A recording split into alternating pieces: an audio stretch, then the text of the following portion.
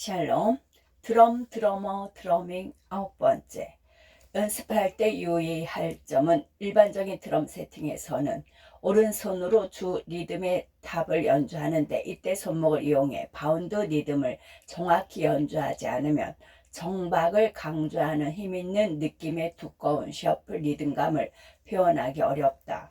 플로어탐은 스네어 드럼이나 하이햇과는 다르게 큰 통과 드럼 헤드로 충격을 잘 흡수해 스틱의 튕김 현상이 적다.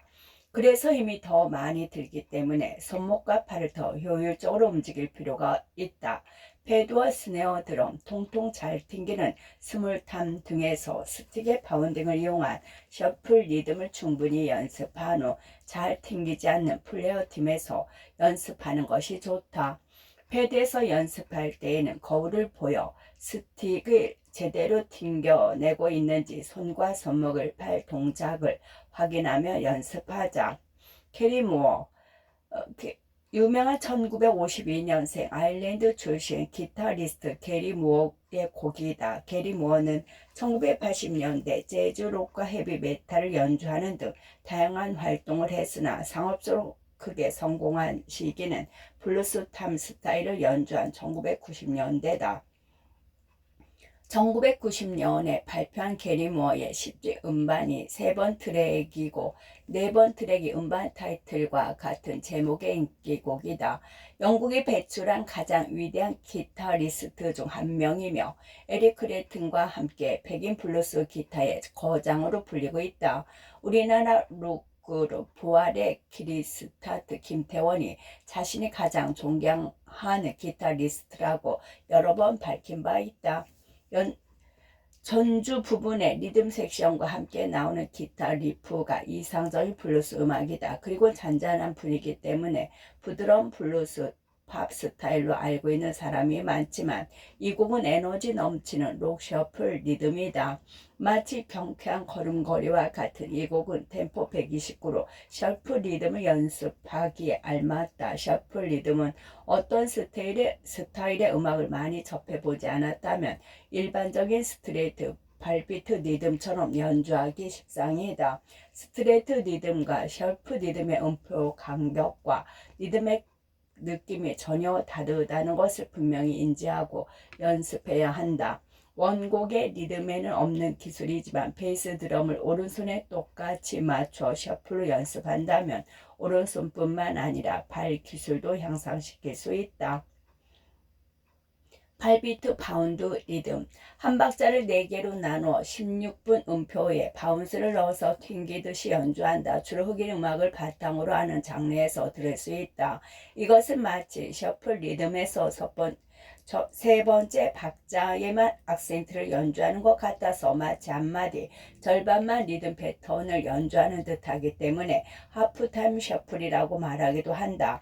정박과 엇박을 타이트하게 셔플로 연결해야 리듬감이 살아난다. 항상 박자를 3개 단위로 쪼개어 정확히 셔플로 연주하는 것이 아니라 공연 분위기나 연주자 스타일에 따라 바운스의 간격이 조금씩 달라진다. 어떤 연주는 3연음과 스트레이트 중간 간격으로 들리는가 하면 어떤 리듬은 마치 스트레이트 16비트에서 앞뒤만 연주한 듯이 아주 타이트하게 들리기도 한다. 이런 현상은 연주하는 드러머에 따라서 스윙감이 다르게 나타나는 것과 같다. 앞에서 소개한 셔플 리듬을 2배 늘려놓은 것처럼 밟은 음표를 인 단음표로 나누어 연주해 한 박자의 셔플이 2번 나오는 조금 복잡한 리듬이다. 들을 때는 통통 튀는 느낌이 드는 흑인풍의 리드미컬한 곡들이 많은데 실제로 연주하기에는 높은 수준의 손 기술과 발 기술이 필요한 까다로운 리듬이다. 셔플 기술이 필요한 까다로운 리듬이다. 셔플 부분만 떼어서 보면 꽤 빠르기 때문에 들을 때보다 연주 때 빠르다고 느낀다. 셔플 리듬과 같이 역시 세 이딴 음표를 정확하게 분할하는 연습을 하자. 이후 연주자의 재량과 곡의 분위기에 따라 셔플의 간격은 조정할 수 있다. 하이햇 패턴과 스네어 드럼뿐만 아니라 베이스 드럼 페달링 역시 따로 셔플을 연습하는 것이 좋다. 밀은 오는 현재 국내에서 가장 인기 있는 외국 밴드라고 해도 과언이 아닐 것이다. 키아라 나이틀리가 주인공으로 출연한 음악 영화 비긴 어게인에서 보컬 애덤 리베인이 부른 것이 삽입되어 아카데미 시상식 주제가상 후보에 오르기도 했다. 2002년 발매한 첫 번째 정규 음악을 포함해 많은 곡들이 히트했다. 가장 먼저 이름을 알리기 시작했으며 역시 큰 인기를 끌었다. 베이스 드럼의 셔플 더블 페달링으로 리듬이 인상적인 곡이다. 곡 전체가 16비트 파운드 리듬으로 구성되어 흑인 음악 특유의 리듬감이 살아있다. 이 곡의 템포는 88로 들을 때에는 전혀 빠르지 않게 느껴지지만 실제로 연주할 때에는 베이스 드럼으로 빠른 셔플의 엇박을 연속해 연주해야 하기 때문에 초보자는 제대로 하기 힘들다. 이 곡 역시 다른 셔플 리듬과 마찬가지로 베이스 드럼으로 16분 음표를 스트레이트 리듬으로 연주하기 쉽다. 그럴 경우 16비트 셔플 리듬의 리듬감이 무너지기 때문에 연습을 통해 정확한 셔플감을 익혀야 한다. 실제로 더블 페달링을 나오는 부분은 16분 음표 셔플이기 때문에 8비트로 생각할 때 2배 빠른 176 템포에서 셔플을 연주하고 있는 것과 같다. 손과 발이 충분히 셔플 리듬에 적응되어 있지 않다면 연주가 불가능한 정도로 빠르게 지나가 버린다. 힘이 많이 들어가서는 안 되며 손과 발이 가볍고 민첩하게 빠른 속도로 셔플을 연주할 수 있도록 많이 연습해야 한다. 자미로콰이의 세 번째 음반이 수록되어 있는 곡이다. 이 음반으로 1997년 그래미 시상식에서 최우수 팝 그룹으로 선정되는 영광과 함께 같은 해 MTV 최우수 비디오상도 수상하면서 전 세계에 이름을 알렸다. 자미로콰이는 마치 흑인 소울 싱어를 연상하게 하는 음색과 특유의 글루브가 특별한 느낌을 준다. 재즈와 펑크, 일렉트로닉 댄스가 넘나드는 넓은 음악 스타일로 독특한 매력을 보여주고 있다. 애시드 재즈의 풍부한 사운드에 귀에 감기는 멜로디가 20년 전에 발표된 곡이라고는 사실을 믿기지 않을 정도로 세련되었다. 템포는 93으로 적당한 빠르기에 베이스 드럼의 셔플 연주가 중요한 역할을 하는 리듬으로 이루어져 있다.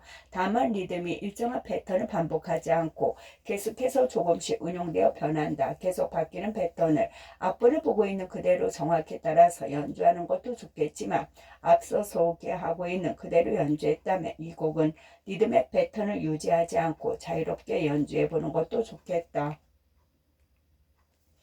다음과 같이 연습한다면 베이스 드럼과 하이에 스네어 드럼의 음을 적절히 배치하면 더 재미있는 리듬을 만들 수 있을 것이다.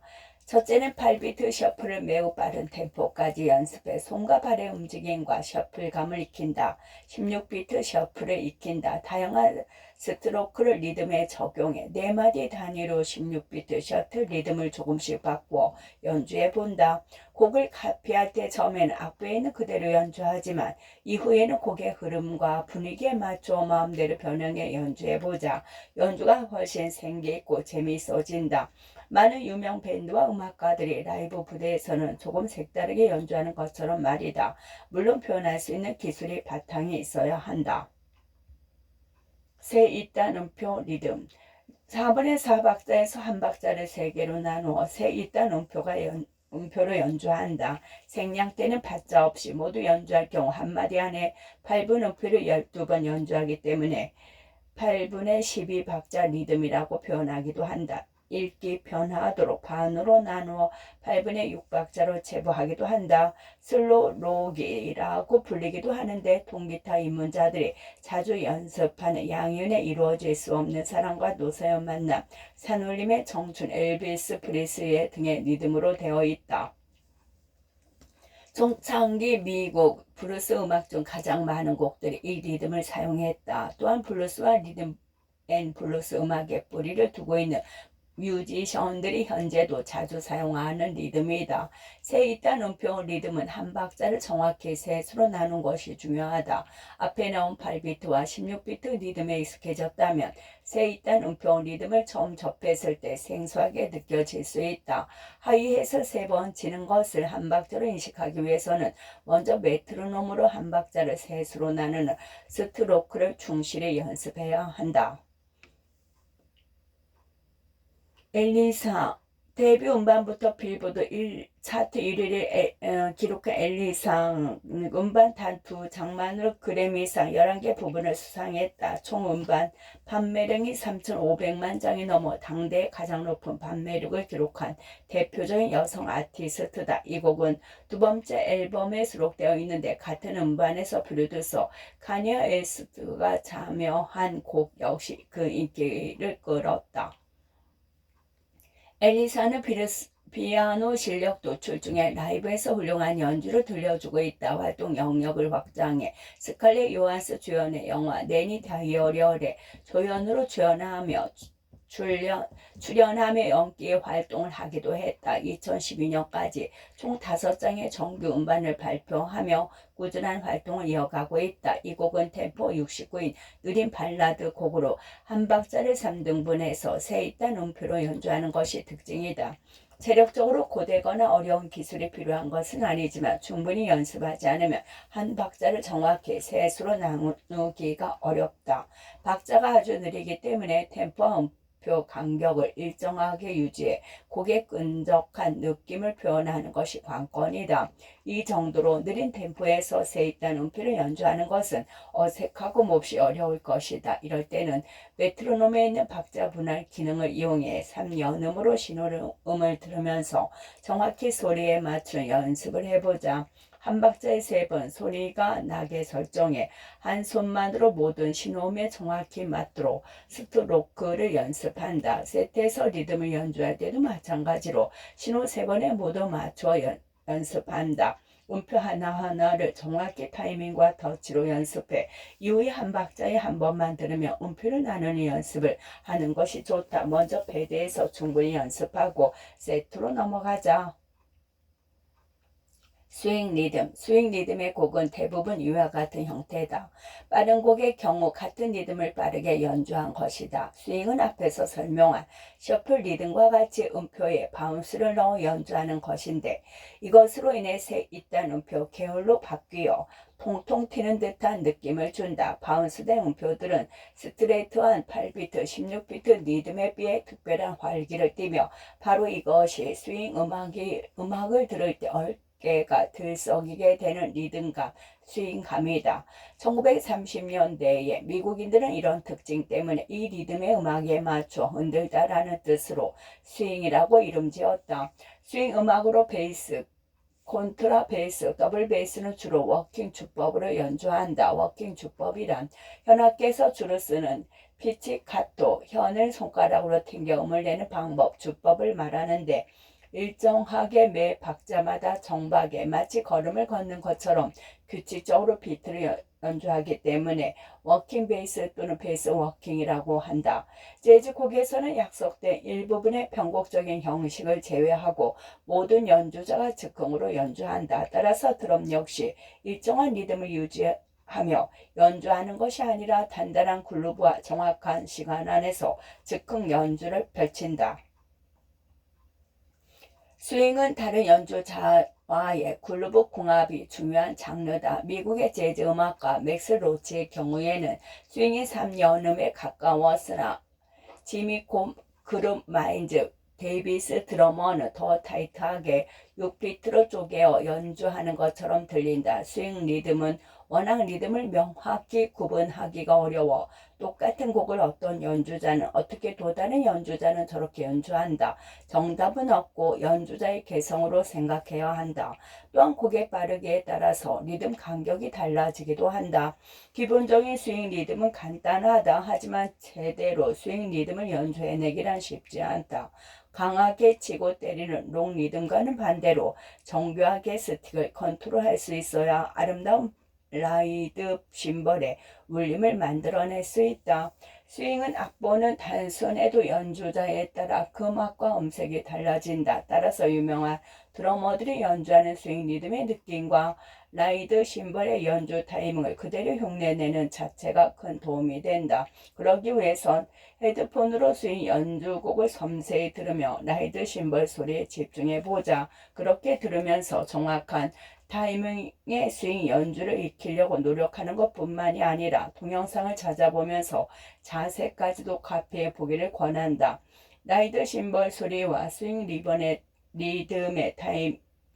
타이밍이 바짝 신경을 쓰다 보면 몸이 뻣뻣해질 수 있는데 대가들의 연주 자세를 따라하면 큰 도움이 된다. 스윙 리듬이 아니라도 양손과 양발, 어깨, 허리 등 몸의 어느 부분에든 힘이 너무 들어가지 않고 동작이 자연스러울 수 있도록 항상 연주 자세를 관찰하는 습관을 들이기 바란다.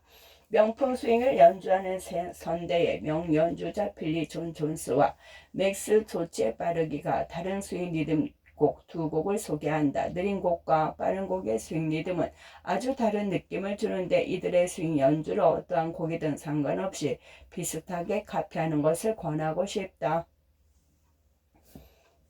마일즈 데이비스. 이 곡은 마일즈 데이비스 첫 번째 위대한 퀸텟으로 불리는 마일즈 데이비스, 존 콜렌트리, 데리 길란드, 톰 챔퍼린, 빌리 존 존스의 연주자들이 녹음한 1957년 앨범에 수록되어 있다. 마일즈 데이비스는 색스폰 주자 존 클레인이 탈퇴하기 전까지 같은 구성으로 많은 음반을 발표했다. 마일즈 데이비스의 활동 내용 자체를 재즈 음악사라고 하는데 그만큼 초창기 재즈부터 후기 퓨전, 프리 재즈까지 오랜 기간 많은 작품을 발표하며 많은 연주자들과 활동했다. 또한 가능성이 풍부한 신인 뮤지션을 발굴해 밴드에 과감히 기용하는 것으로 유명했다. 조자 바롤, 직 코리아, 마커스 밀러, 빌 에반스 등이 신인 시절에 함께 활동했다. 거쳐간 많은 뮤지션들이 이후에 음악적 성취를 이루고 스타가 된 것을 보면 그만큼 대성 부른 떡잎을 알아보는 안목이 있었다고 볼 수 있다. 미디엄 스윙곡으로 스네어 드럼을 브러쉬로 연주하면서 시작해 1분 17초부터 트럼펫 솔로와 함께 스틱으로 바꾸어 라이드 심벌을 연주한다. 브러쉬를 이용하면 스네어 드럼 위로 쓸어 내리거나 손목에 스냅을 이용해 강하게 치는 등 소리가 작아도 다양한 연주를 할 수 있다. 많은 재즈 드러머들이 더 다채롭게 연주하기 위해 브러쉬를 이용한다. 곡의 도입부나 더블 베이스와 플루트, 피아노, 보컬 등 소리가 작은 악기가 솔로 연주를 할 때 브러쉬로 바꾸어 잡아 연주한다. 우선 스틱 연주 부분부터 따라 치며 연습해보자. 다른 미디엄 스윙 곡으로 리듬을 익힌 후 브러쉬를 사용하기를 권한다. 클리포드 브라운은 하드박 스타일의 대표 주자다. 전성기를 달리는 25살 때 공연을 하고 돌아온 길 고속도로에서 자동차 사고로 안타깝게도 사망했다. 활동 기간이 짧지만 이후 하드밥 연주자들에게 많은 영향을 미쳤다. 하드밥 대표 드러머 맥스 로치는 1954년 만나 밴드를 결성해 역사의 길이 남을 주옥 같은 명반들을 남겼다. 그중 1955년 발표한 앨범이 수록된 곳이다. 이때 밴드 구성은 클리포드 브라운과 해롤드 랜드, 리치 파월, 조즈 모루어, 맥스 로치 이렇게 5인조다. 체로키라는 공명은 인디언 부족 이름에서 따왔다고 한다. 그래서 곡의 도입부를 들으면 마치 말을 타고 광야를 달리는 말바굽 소리를 듣는 듯하다. 이런 분위기를 표현하듯 이 곡에서는 엄청나게 빠른 스윙 리듬을 맛볼 수 있다. 이 곡은 박자를 세기 어려울 정도로 매우 빠른 스윙 리듬으로 이러한 리듬을 엠포트 스윙 또는 패스트 스윙이라고 한다. 앞으로 표기한 기본 리듬은 미디엄 스윙과 거의 같을 정도로 차이가 없지만 실제 연주 시 스틱 컨트롤과 움직임은 전혀 다르다. 아주 빠르게 연타를 쳐야 하기 때문에 바운딩을 이용해 심벌 위에 스틱을 굴리듯이 튕겨야 한다. 또한 박자를 세면서 연주할 수 없기 때문에 4마디 혹은 8마디 단위로 리듬을 묶어서 생각하며 연주한다. 5분이 넘는 곡이 끝날 때까지 템포와 그루브를 유지하기 위해서는 강한 정신력과 체력이 필수다. 라틴 리듬 라틴 음악이란 라틴족으로 구성된 국가인 스페인, 포르투갈, 이탈리아, 프랑스 등지의 전통 음악과 과거 이들이 지배를 받았던 중남미 지역의 음악을 말한다.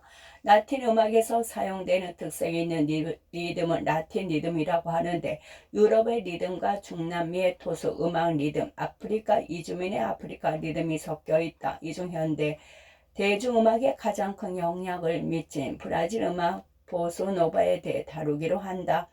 보사노바라는 말은 새로운 물결이라는 의미다. 1950에서 1960년대 유행했던 재즈의 영향을 받았으며 미국과 브라질에서 1960년대 크게 히트했다. 브라질 출신의 세계적인 작곡가 안토니오 카를로스 조빔과 조앙 질베르토가 브라질의 전통음악에 재즈와 팝스타를 더해 발전시킨 음악이다. 브라질 전통음악 삼바에서 나온 음악 형식으로 열정적이고 비트가 빠른 삼바보다 힘은 빠지고 멜로디는 더욱 감미로워졌다. 이 박자풍의 베이스와 특별한 컴핑 리듬, 일정한 패턴의 리듬 위의 추임새처럼 변화무쌍하게 넣은 꾸밈음으로 이루어진 리듬 등의 특징은 남아있지만 발라드처럼 느리고 클라이막스가 없어 물 흘러가는 것처럼 잔잔하다. 보사노바 리듬의 곡들은 대체로 비슷한 템포와 분위기를 띈다. 일반적으로 오른발 베이스 드럼과 왼발 하이햇의 조합으로 이루어진 양발 기본 패턴을 곡의 전부터 끝까지 유지한다.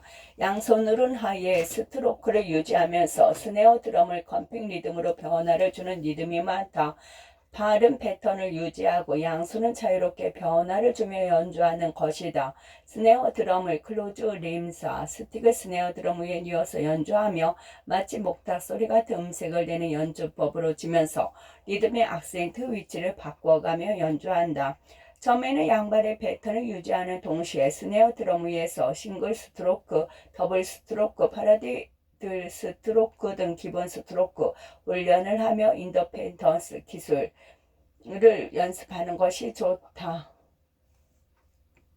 조양 질베르트 재즈 음악 역사상 가장 많이 팔린 음반이 바로 조양 질베르트와 스탄 게츠가 함께 녹음한 음반이라고 한다. 이 음반은 1965년 그래미 시상식에서 올해의 앨범의 이 음반의 수록곡 중은 올해 레코드를 수상하면서 전 세계적으로 보사노바 열풍을 일으켰고 보사노바 곡 중에 가장 유명한 곡으로 자리 잡았다. 우리나라에서도 보사노바는 물론 재즈 장르 전체를 통틀어서 가장 대중적으로 알려진 곡이 아닐까 한다. 독일의 재즈 평론가 요하임 벨렌트가 쓴 대표적인 재즈 길잡이 도서 재즈 북을 보면 보사노바는 삼바와 쿨 재즈가 합쳐진 것이라는 문장이 나온다. 대표적인 쿨 재즈의 영향을 받았다고 할 수 있다. 이 곡은 2분 35초에 시작되는 색스폰 솔로 부분에만 라이드 심벌과 드럼 세트를 사용했고 나머지 리듬은 대부분 하이햇만으로 연주한다. 그래서 악보상으로는 단순해 보이지만 리듬감을 잃지 않으면서도 제때의 하이햇이 착착 부딪히도록 페달링을 하는 것은 결코 만만치 않다. 그 박자에 신경 쓰다 보면 어느새 힘이 들어가서 흥의 경우 감칠맛 나는 보사노바 리듬하고는 거리가 먼 푸닥거리처럼 들린다. 잔잔한 분위기에 보사노바 음악 특성상 브러쉬로 연주하거나 아그세이크 등의 작은 소리를 내는 세이크, 퍼커션으로 리듬을 연주하는 경우가 많다. 이 곡 전체에 흐르는 라틴 리듬 투비의 악센트 패턴에 주목할 필요가 있다. 바로 보사노바 리듬을 특정짓는 중요한 요소이기 때문이다. 마이클 브랭스 보사노바라는 음악 장르를 만들어낸 거장 브라질의 안토니오 카를로스 조빔에 현정하는 곡으로 마이클 프랑스가 작곡했다. 이 곡 역시 보사노바 리듬이다. 1977년 발표한 세 번째 음반에 수록되어 있으며 이 노래가 마이클 프랑스가 최고의 재즈 뮤지션이라는 수식어를 얻었다. 특히 국내에는 1989년쯤 라디오 프로그램에서 소개되었는데 이전에는 소수 마니아 이외에는 대중적으로 별로 인기가 없었던 보사노바와 재즈 열풍을 불러왔다. 마이클 브랭스는 1944년 미국의 캘리포니아에서 태어났다. 고등학교 때부터 3인조 포크 밴드를 결성해 음악 활동을 시작했고 명문대에서 진학한 후 비교 문학을 전공하고 음악은 부전공으로 병행했다.